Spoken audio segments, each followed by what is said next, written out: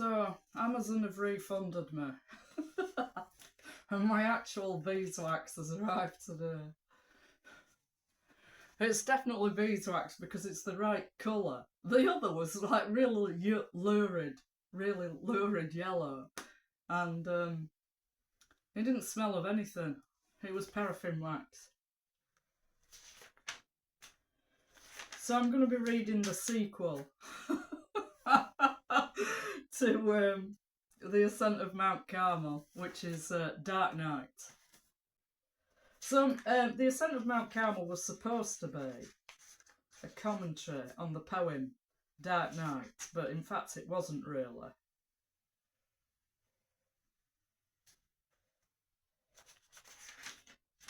Okay. This isn't finished either.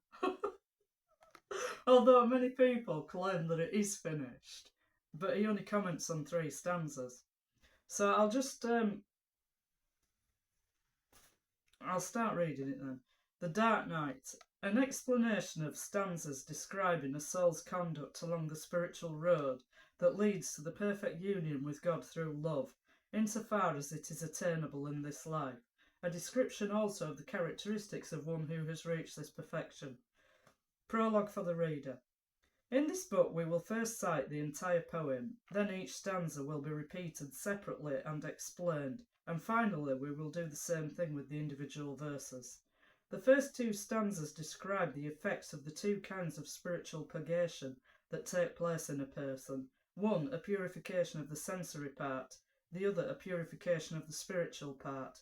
The remaining 6 stanzas speak of some of the marvellous results obtained from spiritual illumination and union with God through love. Stanzas of the Soul. I've read this poem already, haven't I, in English? This English translation. Shall I read it again? No. It cites each stanza anyway for the first 3 and then it doesn't say anymore.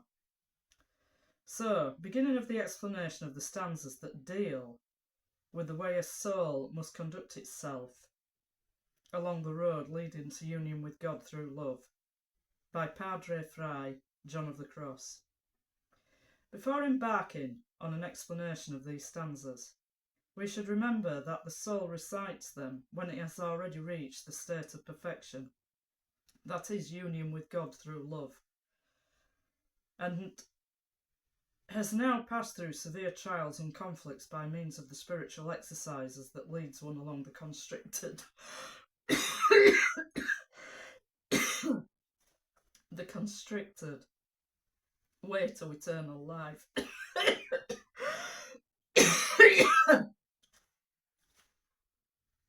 Of which our Saviour speaks in the Gospel, Matthew 7:14. The soul must ordinarily walk this path to reach that sublime and joyous union with God, recognising the narrowness of the path and the fact that so very few tread it. As the Lord himself says, Matthew 7:14, the soul's song in this first stanza is one of happiness in having advanced along it to this perfection of love. Appropriately, this constricted road is called Dark Night, as we shall explain in later verses of this stanza. The soul, therefore,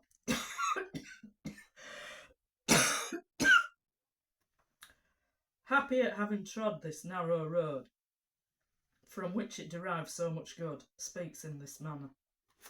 I'm just going to say, I stopped fasting after 30.5 hours because I felt really terrible. I was really cold and I was also phenomenally hungry, although I didn't feel thirsty, but I was a bit surprised about that. But anyway, if I'd been able to go to sleep just then and didn't have things to do, I might have continued.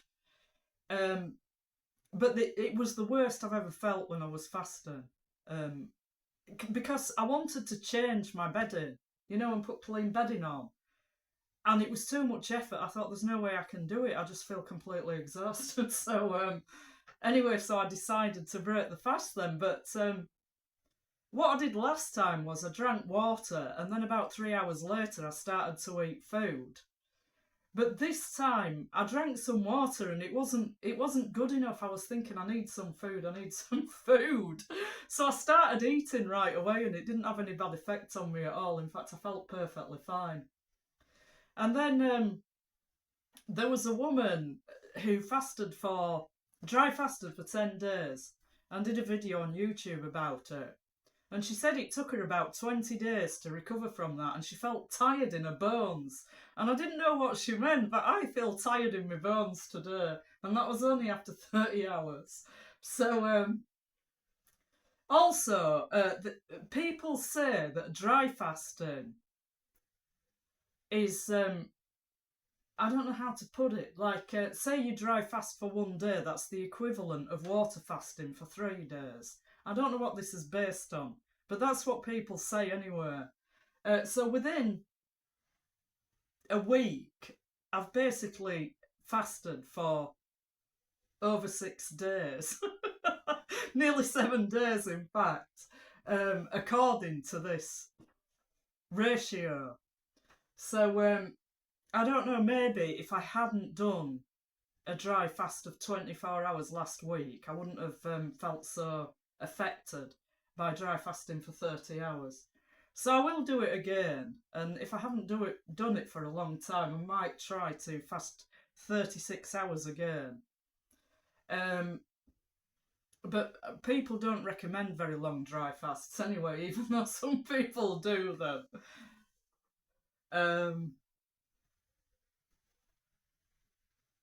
I feel fine.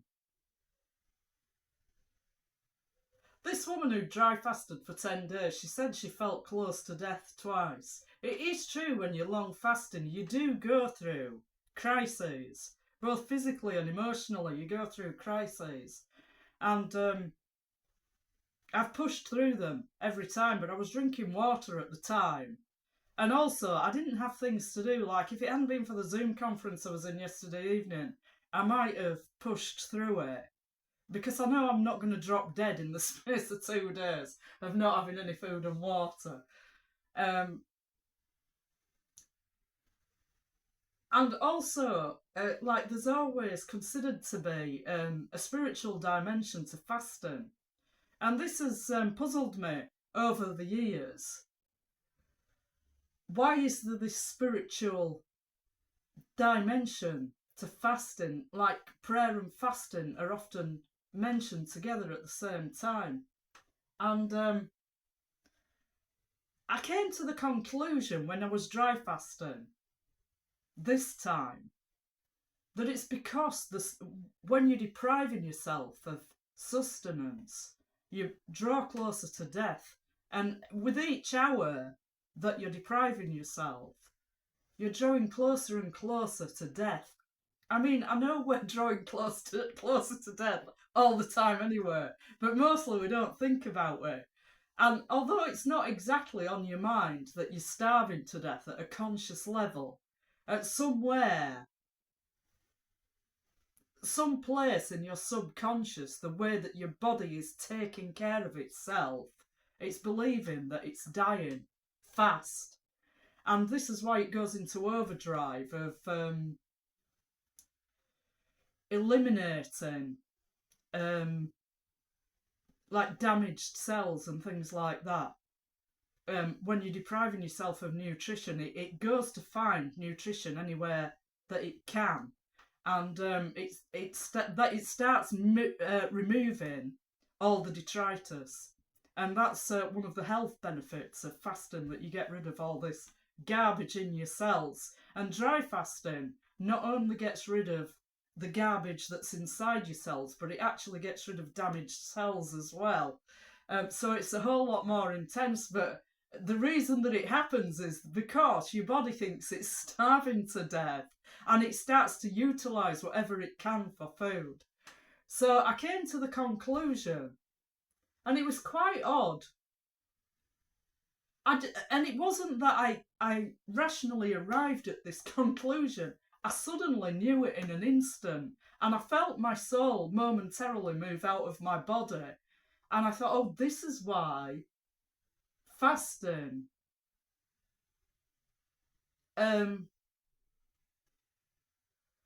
I don't know how to put it, is an intensely spiritual experience as well, because the closer you come to death, the closer you are to the veil that separates the temporal from the eternal.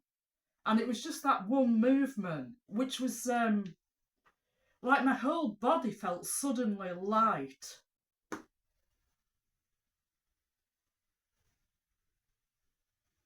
Like it didn't have any weight to it at all, because it didn't have any physicality anymore. That's what it felt like. And that's when I realised, oh, that's why fasting and prayer are put together, because as you're depriving yourself of the means of sustaining your mortal life, you're drawing closer to death, you're drawing closer to the eternal. So that was the conclusion I arrived at anyway, for something I'd never understood before. And I do feel tired in my bones. Not terribly so, I mean, I'm still getting on with everything, but I am pretty tired. I feel tired. I didn't sleep so well last night, which I didn't the first time I dry fasted as well. After I broke the fast, I didn't sleep very well. But while I was fasting, I did sleep very well. And that's the complete opposite of what happens when I'm water fasting, because I find it hard to sleep. And then when I eat again, I have very peaceful sleep. But this was the opposite. And an explanation that I thought of for this was because apparently the type of healing or repair that your body does while you're dry fasting is the same kind of repair that it undertakes while you're sleeping. So there's the physical aspect of it is very close to being asleep already when you're depriving yourself of both food and water. So anyway, it's a totally different experience from water fasting.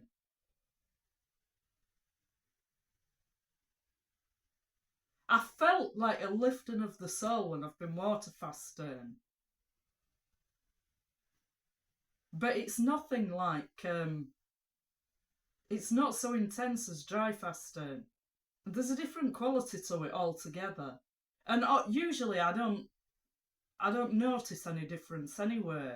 But I really noticed it. I was stepping over something. This is what happened. I was stepping over something. And it was like my whole consciousness shifted. It was like the spiritual part stepped further forward than the physical. And for a moment, I was out of my body. And then I thought, yeah, that's why we're closer to death when we fast. And that's why we're closer to the eternal, and why it's a useful thing to fast and pray at the same time. Anyway, I shall get back to my book now. I can't remember what I read. Oh, here we are. I don't think I've read this bit. Before embarking on an explanation of these stanzas, we should remember that the soul recites them when it has already reached the state of perfection, that is, union with God through love, and has now passed through severe trials and conflicts by means of the spiritual exercise that leads one along the constricted way to eternal life, of which our Saviour speaks in the Gospel, Matthew 7:14. The soul must ordinarily walk this path to reach that sublime and joyous union with God. Recognising the narrowness of the path, and the fact that so very few tread it, as the Lord himself says, Matthew 7:14, the soul's song in this first stanza is one of happiness in having advanced along to this perfection of love. Appropriately, this constricted road is called dark night, as we shall explain in later verses of this stanza. The soul, therefore, happy at having trod this narrow road from which it derived so much good, speaks in this manner. Book 1. A Treatise on the Night of the Senses. One dark night, fired with love's urgent longings. Ah, the sheer grace! I went out unseen, my house being now all stilled. Explanation. 1. In this first stanza, the soul speaks of the way it followed in its departure from love of both self and all things. Through a method of true mortification, it died to all these things and to itself. It did this so as to reach the sweet and delightful life of love with God, and it declares that this departure was a dark night. As we will explain later, this dark night signifies here purgative contemplation, which passively causes in the soul this negation of self and of all things. 2. The soul states that it was able to make this escape because of the strength and warmth gained from loving its bridegroom in this obscure contemplation. It emphasises its good fortune in having journeyed to God through this dark night. So great was the soul's success that none of the three enemies, the world, the devil, and the flesh, which are always in opposition to the journey along this road, could impede it, for that night of purifying contemplation lulled to sleep and deadened all the inordinate movements of the passion and appetites in the house of sense. The verse then states, "One dark night." Chapter 1 quotes the first verse and begins to discuss the imperfections of beginners. 1. Souls begin to enter this dark night when God, gradually drawing them out of the state of beginners, those who practice meditation on the spiritual road, begins to place them in the state of proficients, those who are already contemplatives, so that by passing through this state they might reach that of the perfect, which is the divine union of the soul with God. We should first mention here that some characteristics of beginners, for the sake of better explanation and understanding of the nature of this night and of God's motive for placing the soul in it. Although our treatment of these things will be as brief as possible, it will help beginners understand the feebleness of their state and take courage and desire that God placed them in this night where the soul is strengthened in virtue and fortified for the inestimable delights of the love of God. And although we will be delayed for a moment, it will be for no longer than our discussion of this dark night requires. 2. It should be known, then, that God nurtures and caresses the soul after it has been resolutely converted to this service. Like a loving mother who warms her child with the heat of her bosom, nurses it with good milk and tender food, and carries and caresses it in her arms. But as the child grows older, the mother withholds her caresses and hides her tender love. She rubs bitter aloes on her sweet breast, and sets the child down from her arms, letting it walk on its own feet, so that it may put aside the habits of childhood and grow accustomed to greater and more important things. The grace of God acts just as a loving mother by re-engendering in the soul new enthusiasm and fervour in the service of God. With no effort on the soul's part, this grace causes it to taste sweet and delectable milk, and to experience intense satisfaction in the performance of spiritual exercises, because God is handing the breast of his tender love to the soul, just as if it were a delicate child. 1 Peter 2, 2-3. There's a footnote that says 1. As he has previously, John describes the state of beginners by using the image of a mother lovingly nursing and caring for her child. So, this is one of the things that I talked about in my thesis, that he uses very often the example of women to explain God's action. And a reason for this may be that his father died when he was only 2 years old. And so he was always in the company of his mother. He didn't have a father figure at home because she never remarried. So he had an older brother, Francis, who after the death of his mother, he described as being, what was the expression he used? It was something like the most precious thing I have in this world. It was expressing that sentiment anyway. I can't remember if that's exactly the phrase. Obviously it wasn't in English what he said, but something meaning that he said anyway. The greatest treasure I have in this world, that's what he said about his brother Francis, who was, I can't recall offhand, about 5 years older than him, I think. So anyway, he was constantly in the presence of his mother when he was a young child, and she was very poor, so she acted as a wet nurse. So he would be very familiar with this situation, to be using it as an example of what God's action is like. That in fact he was probably, when he was talking about a parental role, he was more able to relate it to a mother than a father, because he didn't really have any experience of having a father due to the early death of his father.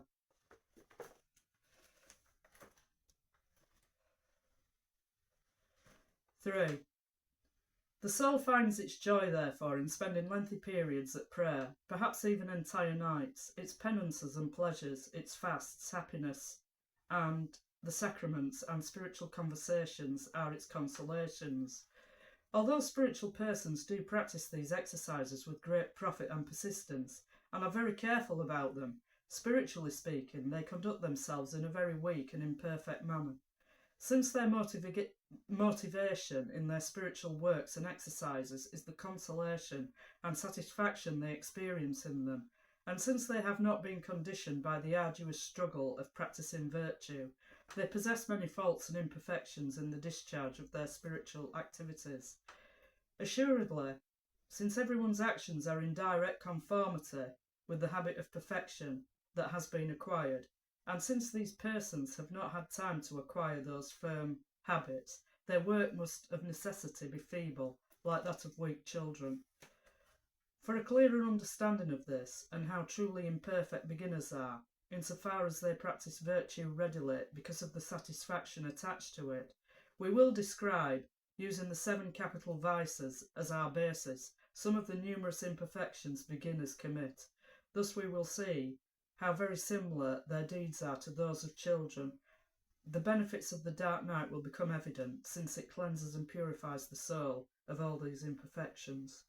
I was going to say something else then, but I've forgotten what it was.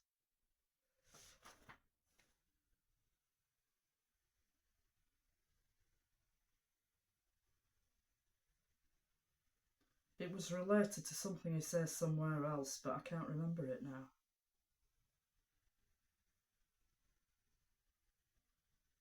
Never mind, it might come back to me. Chapter 2. Some of the imperfections of pride possessed by beginners. 1.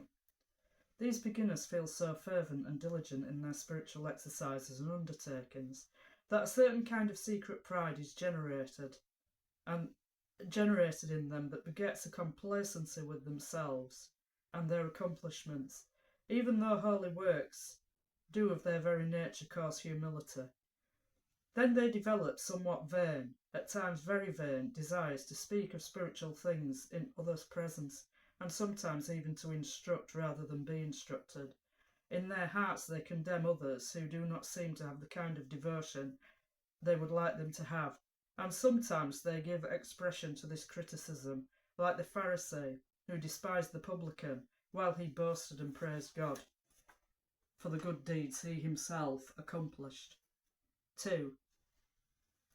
The devil, desiring the growth of pride and presumption in these beginners, often increases their fervour and readiness to perform such works, and other ones too, for he is quite aware that all these works and virtues are not only worthless for them, but even become vices.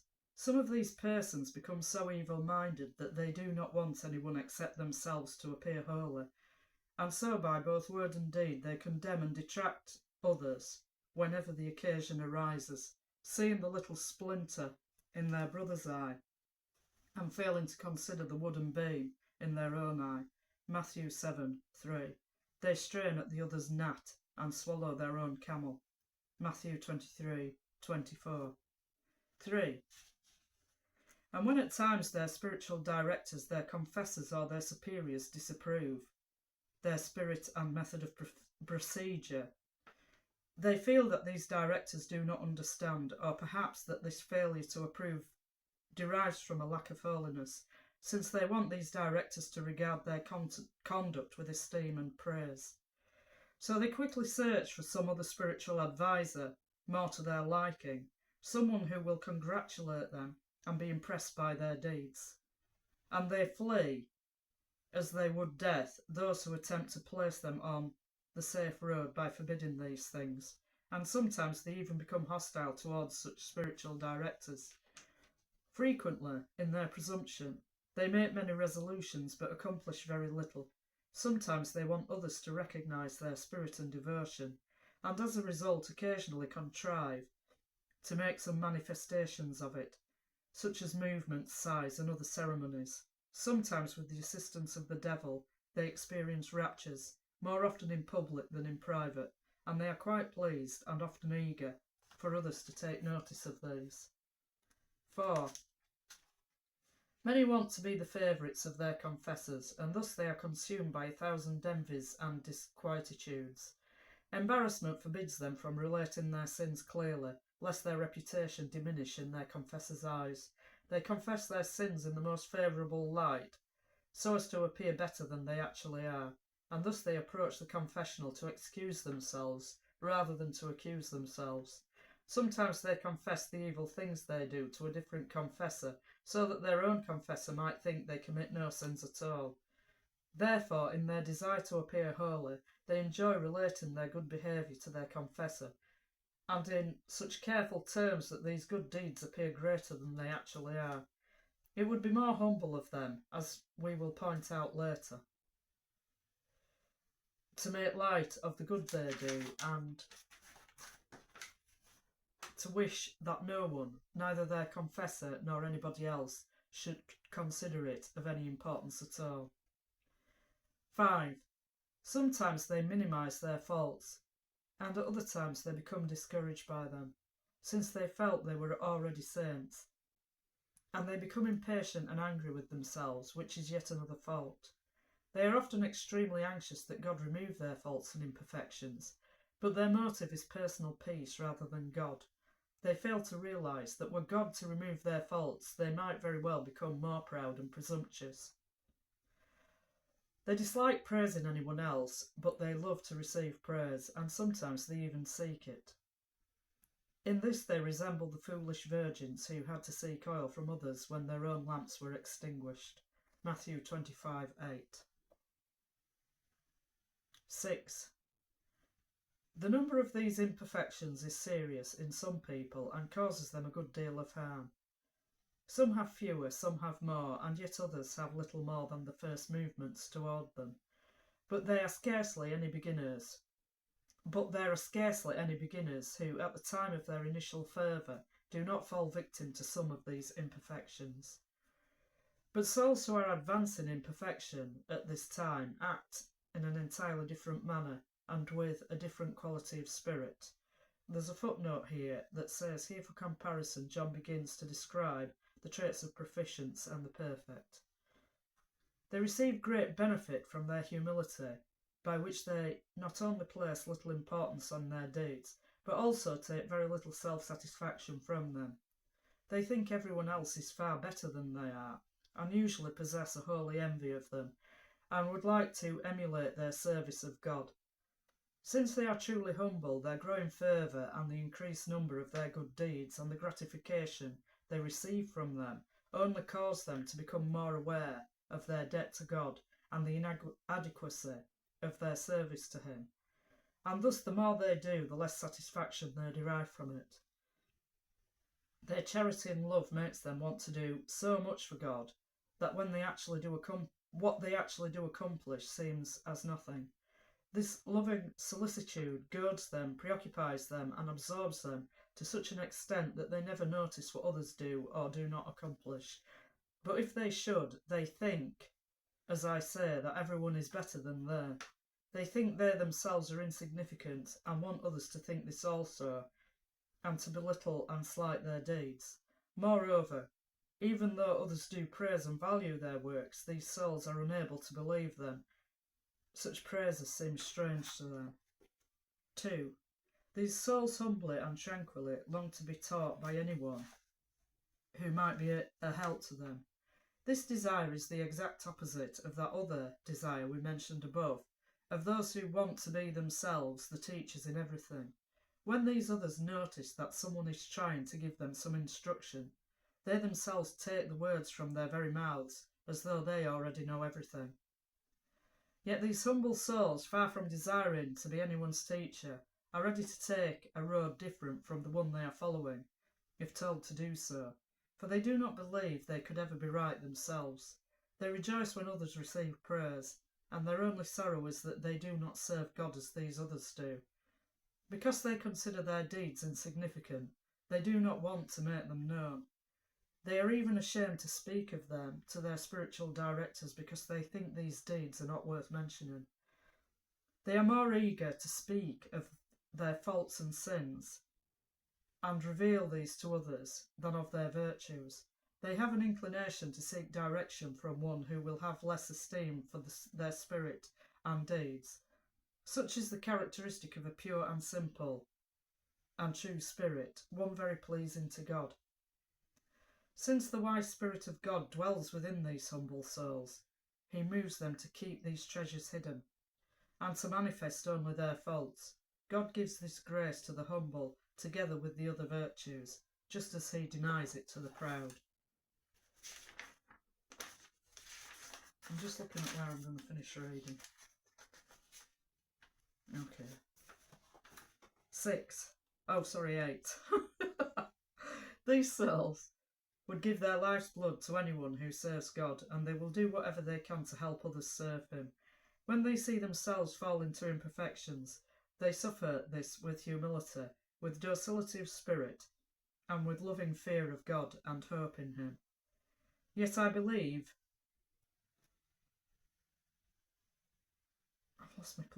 Yet I believe very few souls are so perfect in the beginning.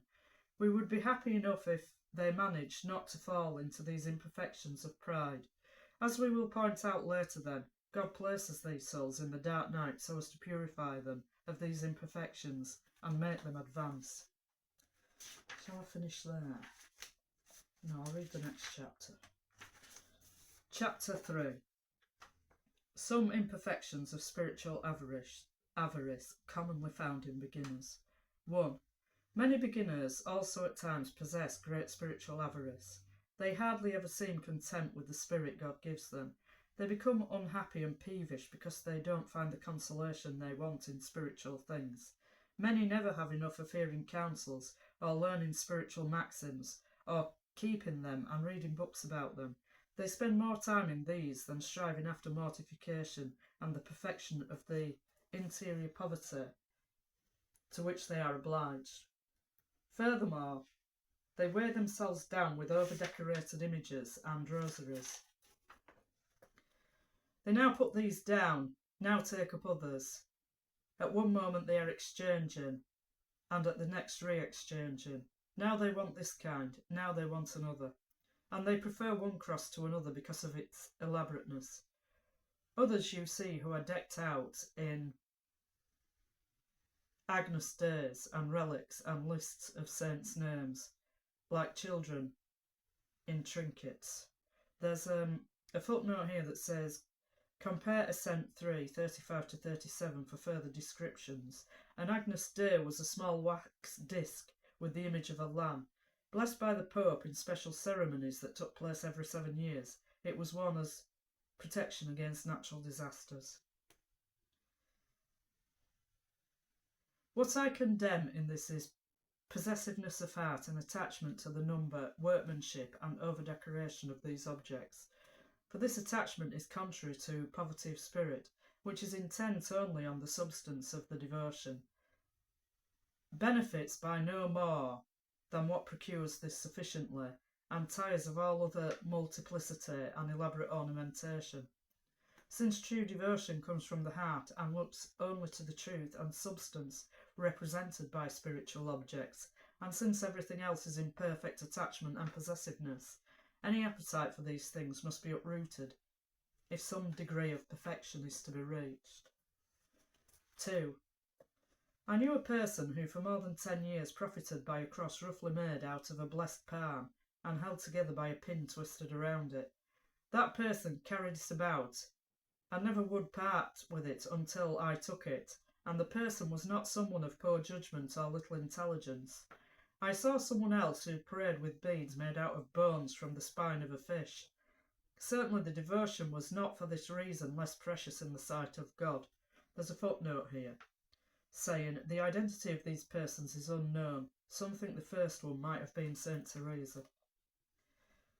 In neither of these two instances, obviously, did these persons base their devotion on the workmanship and value of a spiritual object. They therefore, who are well guided from the outset, do not become attached to visible instruments or burden themselves with them. They do not care to know any more than is necessary to accomplish good works, because their eyes are fixed only on God, on being his friend and pleasing him. This is what they long for. They very generously give all they have. Their pleasure is to know how to live for love of God or neighbour without these spiritual or temporal things. As I say, they set their eyes on the substance of interior perfection, on pleasing God and not themselves. 3. Yet, until a soul is placed by God in this passive purgation of that dark night, which we will soon explain, it cannot purify itself completely of these imperfections or others. But people should, insofar as possible, strive to do their part in purifying and perfecting themselves, and thereby merit God's divine cure. In this cure, God will heal them of what, through their own efforts, they were unable to remedy. No matter how much individuals do, through their own efforts, they cannot actively purify themselves enough to be disposed, in the least degree, for the divine union of the perfection of love. God must take over and purge them in that fire that is dark for them, as we will explain.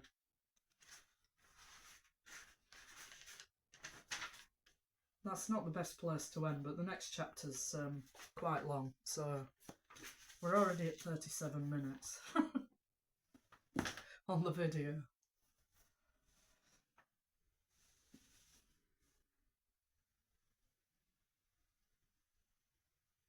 So I've got a book called San Juan de la Cruz y el Islam, and I've had it here because I've been reading it while I've been here. But the psychopaths, they come in and they take books away and they bring them back. I've mentioned this before. Several times this has happened. They knew that I'd go looking for it now, you see. That's why they've removed it. And the thing is, like, this is classic psychopathic behaviour. Like the film Gaslighting, where the term gaslighting comes from.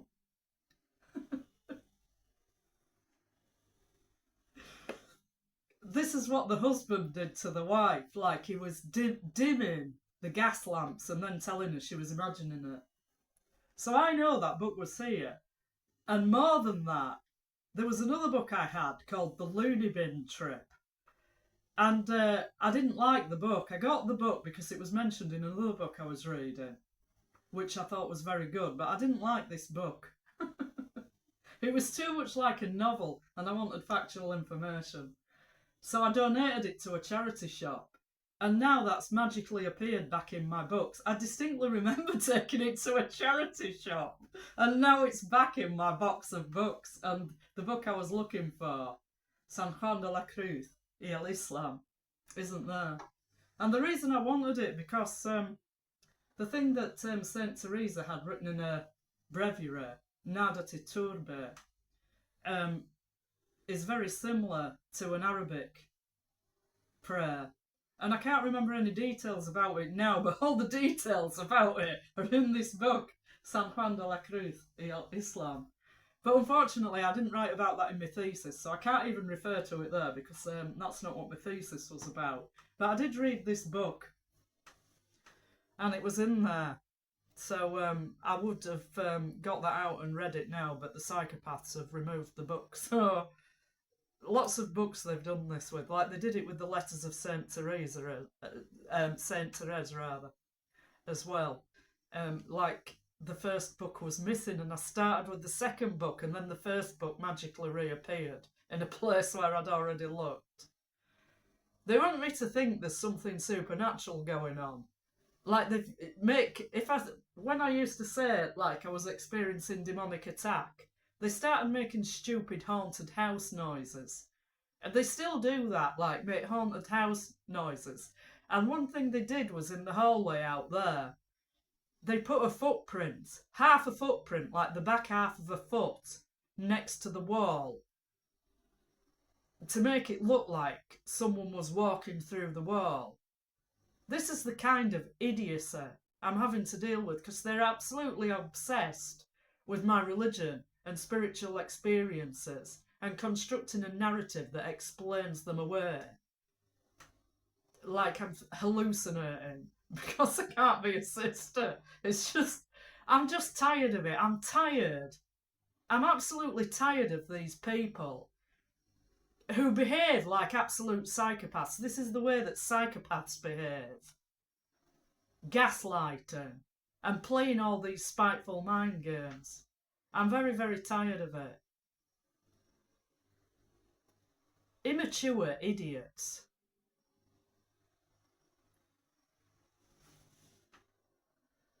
Ideologues. They can't possibly be wrong about anything. And somehow this gives them the right to force all this shit on me and destroy my life for over a decade and a half. Anyway, I'm not saying any more about that now because my video will be going on too long. But maybe the book will turn up again and then I'll...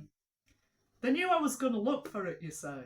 They were expecting me to look for it yesterday, but I didn't have time. You know, with having to go to Asda because my beeswax wasn't beeswax. You can take returns to Amazon and drop them off at Asda. That's why I went to Asda. And I thought since I was there, I might as well do some shopping. Save me going again.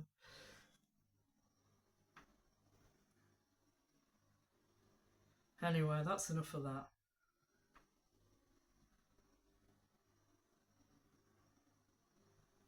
Our Father, who art in heaven, hallowed be thy name. Thy kingdom come, thy will be done, on earth as it is in heaven. Give us this day our daily bread, and forgive us our trespasses, as we forgive those who trespass against us. And lead us not into temptation, but deliver us from evil. Amen.